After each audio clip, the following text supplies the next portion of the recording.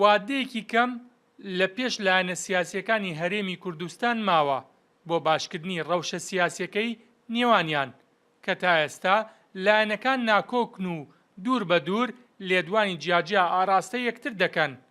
مامۆستایانی زانکۆ لە ناوچە دابڕێنراوەکانیش دەڵێن گەر ڕەوشە سیاسیەکە وا بڕوات لایەندەیەکی نزیکدا سەرجەم دەستکەوتەکانیشمان لە دەست دەچێت.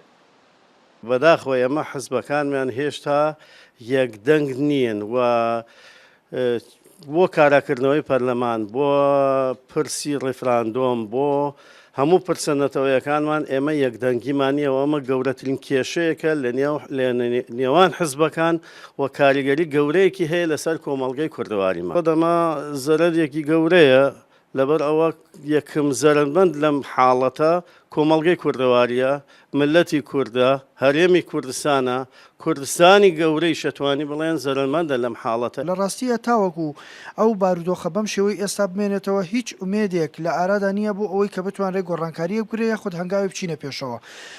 تاوەکو لایەنە سیاسیەکانیش بە جددیەوە هەنگاو نەنێن بۆ کاراکردنەوەی پەرلەمان کەەوە وادەی کاراکردنەوەی پەرلەمان و ئەو بەڵێنانەی کە بە هاوڵاتیان و بە خودی خۆشیان هەندا بوو تێپەڕیوە تا ئەو مەسلەی یەکلا نەکرێتەوە. قەناعەتم وایە کە هەرێمی کوردستان لەم بارودۆخۆی ئێستای ناچێتە قۆناغێکی تر و کێشەکانی بەردەوام زیاد ئەکا و ئەو گرفتانەی کە بەرەوکی هاوڵاتیان و دام و دەستگاکانی حکوومەتی گرتووە زیاد ئەبێ کەم نابێت. منطقە بە شێوەیە گشتی گۆڕانکاریەکی گەورە لەسەریدا نەخشەی ینی شەرقەوسەد لە گۆڕانکاریەدا.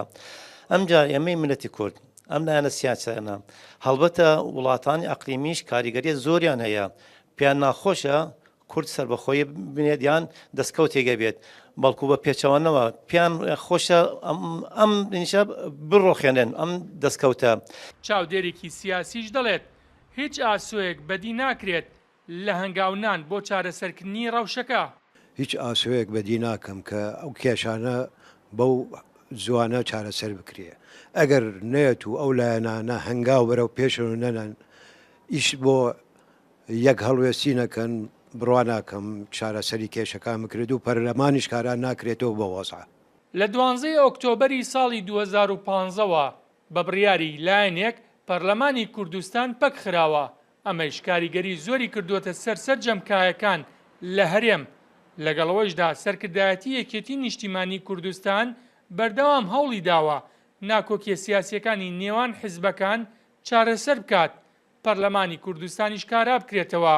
تا ئێستا لایەنەکان وەکو پێویست هەنگاویان نەناوە بۆ چارەسەرکردنی ڕەوشەکە. بێستون سەلام، کورسات نیوز، خانەقین.